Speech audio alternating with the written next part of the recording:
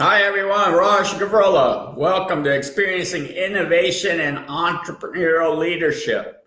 As you can see behind me, the sun's peeking through, or not peeking through, it's out. It's just being blocked there by that wooden piece. So today we're talking about team. What does team mean? And some people have heard somebody say team is, there's a me in team, TEAM. The best acronym that I've heard, though, is Together Everyone Achieves More. So what does that mean? What does being on a team mean? Well, I know that in innovation and entrepreneurial leadership, even if you're a solopreneur, you're going to need to be on a team. Whether that's with a client, with an investor, with a friend, a partner, a prospect, whomever. Because you doing what you're doing just for you, well, then there's no reason to do it necessarily. Because as human beings, we are forced to interact with someone, okay? So no matter what accomplishment you have done, somebody else has benefited from it in some tangible or intangible way. And so therefore, you're always on a team, although you might just be one person because, like I said, for those reasons. Now, in innovation and entrepreneurial leadership, larger the endeavor, most likely the more people or number of people on your team will increase, or you'll be having multiple teams. And so together is exactly that, together. And I know that most people in school, in the workplace, they're put on teams and they don't really know what a team is. I mean, yeah, there's someone who's the team leader and you just sort of play your role and do your role and you just sort of go to them and, you don't really get the robust experience and the learning and the benefits and the more opportunities that being on a team provides. And that's sad. And that's what I do for individuals, teams, organizations, businesses, sports teams, is that I'm an outside resource that comes in to help them with this. Because really you do need someone from the outside, especially with someone that has my expertise and skill set. Because I have my tools and been doing this a while. And here's why. First of all, togetherness means exactly that. Everyone's together. Now, sometimes teams can't be together in person, but because of virtual technology, we can do some together things.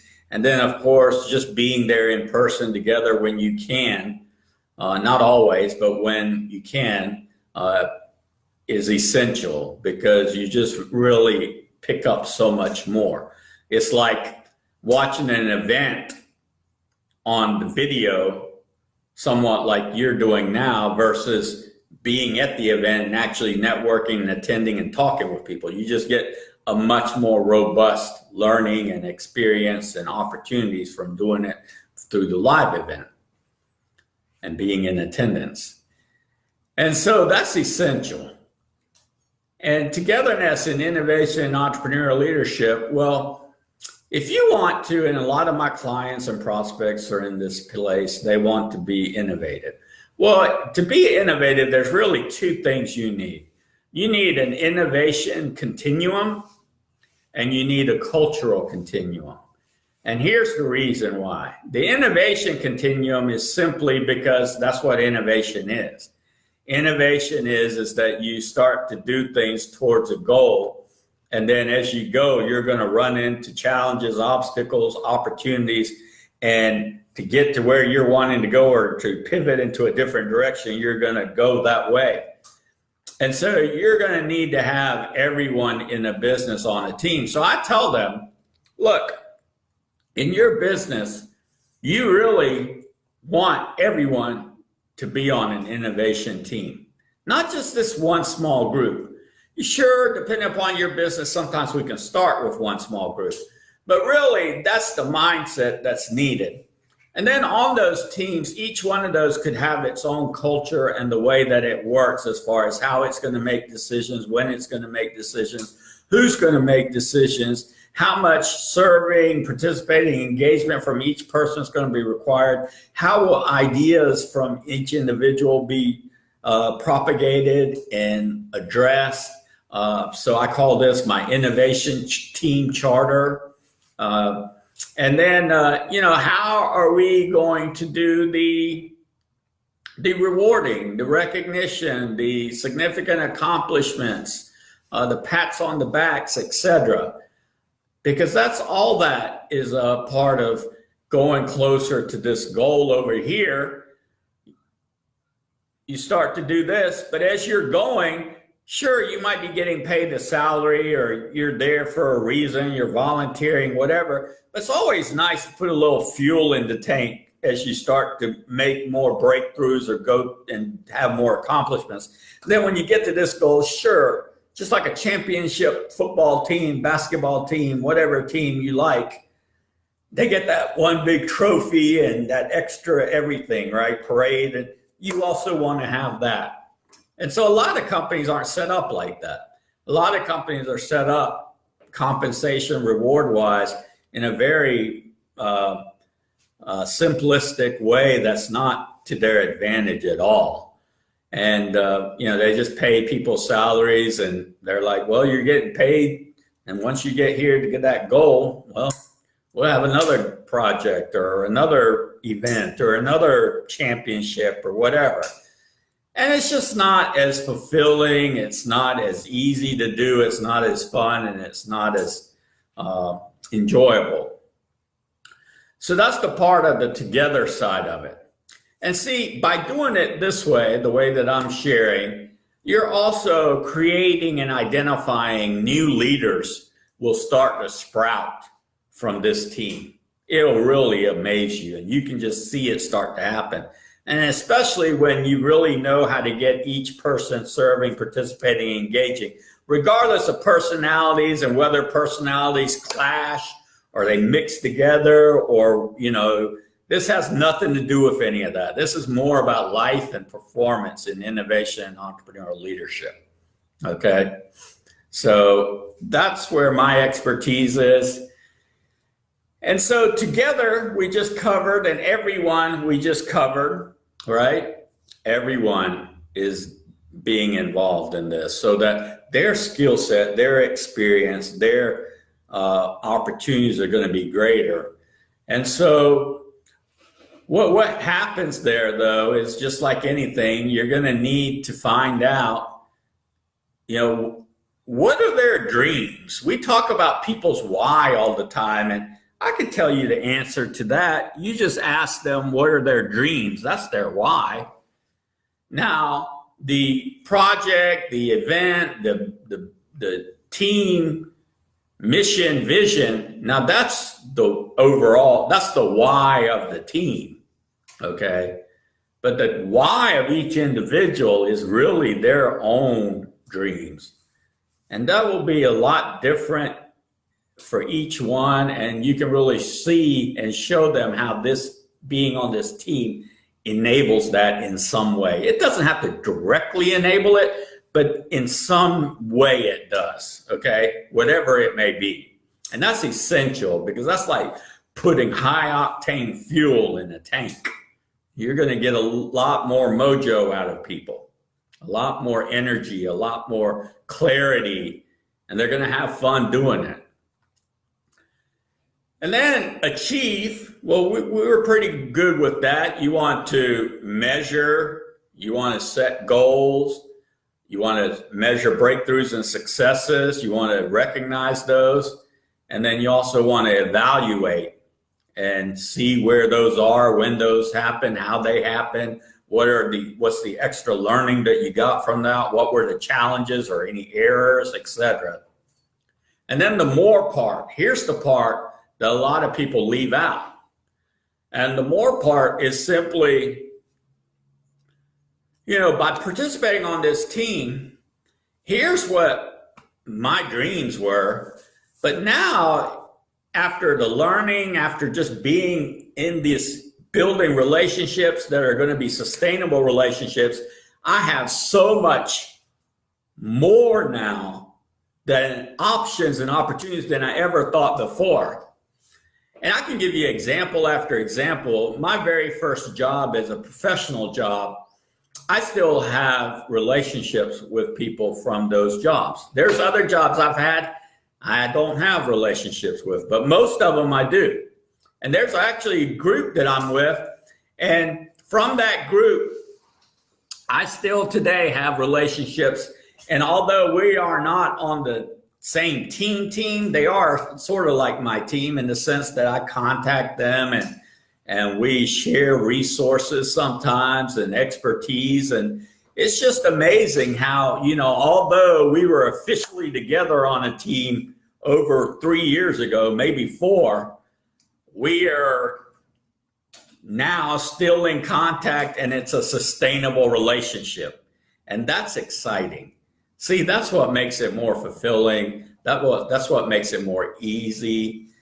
That's what makes it fun and enjoyable. And that's what actually provides you or gives you more opportunities and options than you thought possible. And the other thing is that I'm going to need to come in and really look at, what is that innovation continuum? What is that cultural continuum on your team? What are the different experiences, backgrounds, skill sets? What are the ethnicities involved? All those things, so that we can really get this innovation continuum moving. And that will always evolve as you start to make progress and you start to become more innovative as an organization. And then also culturally, you'll start to evolve because your cultural continuum will evolve. Because the reason is because based on your innovations and on the outside dynamics of the world, you're going to need to have some cultural shifts or cultural, what I call continuum. And so that in itself will also evolve. And this is one of those things that, if you do a project, you can't just do it one time and then for the other projects you don't do it. No, you're going to want to bring in someone like me or bring in me to help and with that. Also on a team, it's the same type of thing. And so eventually what happens is you sort of put together a performance process to do this innovation continuum and cultural continuum. So what does this all consist of? Well, there's some pillars in why culture is important. You know what the meaning of team is now, at least a better understanding. And culture is really enable dreams, mutual respect and support one another so that we don't have the conflict, the negative conflict, the disciplinary issues that some teams have.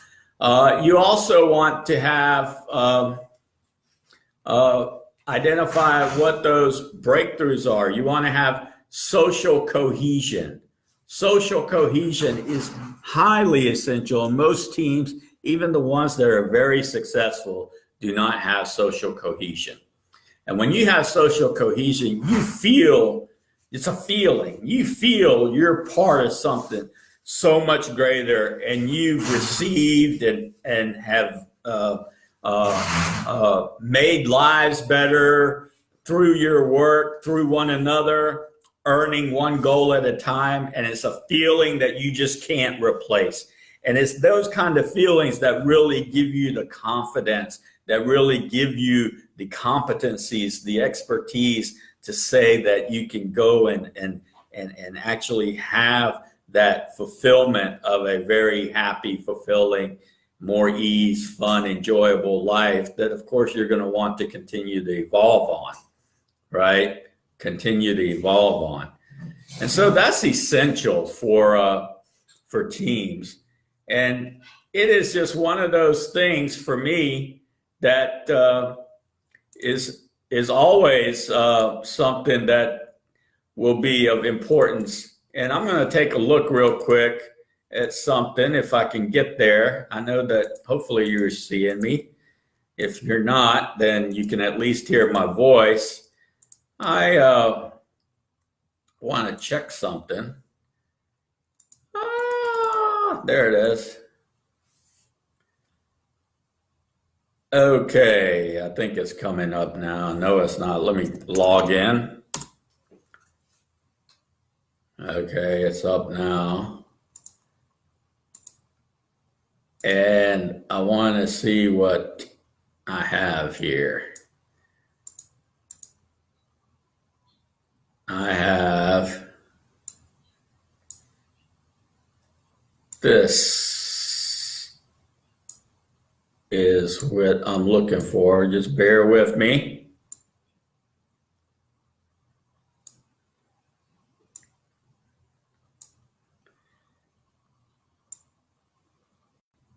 If I having someone come in like me or me, what happens is you learn how to do it easier, whatever it is that you're doing.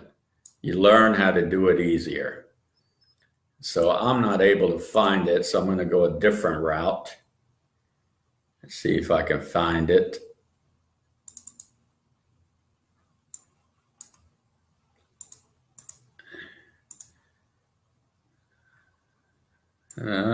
Hold on. Bear with me. I know it's here. I don't like that when that happens.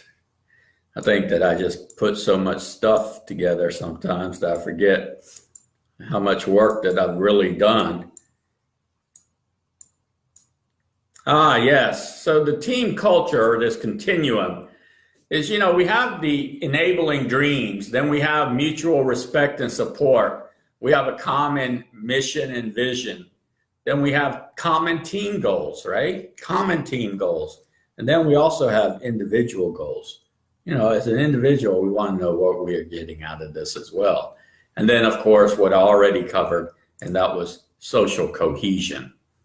So that's what I have for you today. I hope you had some zone effects. I would love to hear about your zone effects. A lot of times people make breakthroughs, they make performance improvement, they have successes, wins, and they don't really have nobody to share it with that would really get wow and excited about it. Well, I definitely would get wow and excited. So you can email me, you can contact me, you can send me a message through Facebook, because I would love celebrating those kinds of things with people. So my zone effect was a couple of things. One is I got a new client, so I'm always happy about that. And of course, the zone, again, for many of you, is when you're making a breakthrough, a success, a win, a performance improvement. Time is in slow motion, or everything slows down. Time is not a deterring factor, and it feels effortless. And so I got a client, and so I'm really excited about that, and I'm really hoping to make that a go and be able to grow that business. And then additionally, I'm on level 8 of my vocabulary building book. And that's really important for someone like me and the work that I do. So that's essential for me. And then additionally, when I'm playing tennis now, I'm remembering as a performance cue when I hit my forehand and my backhand to keep my head still. And just by doing that second of doing that, I am hitting the ball with much more power and control and confidence. So that's what I have. It's my zone effects. And I hope you have your zone effects. Again, I'd love to hear them. And then additionally, I hope you have a meaningful trigger for this evening. I know for me, I went and voted today. And so therefore, I'm excited about sort of what the outcomes of this voting is. Our country is in a situation where, some people are wanting it this way, some people are wanting it this way. And then I think we just need some leadership, some real leadership. And one of the things that I hope that happens, and I see it happening in the future, is that a lot of the politicians, the government people, these groups and parties and stuff are going to be really looking at people like me and you, because of mediums like social media and other avenues, to really be able to bring some real innovative and culturally continuum ideas into our country. And I think it'll make us much more greater. I think it'll make the world much more greater. So if something here helps you and you want to discuss it for your specific situation, you can contact me at 864-569-2315, or you can email me at raj@rajgavurla.com.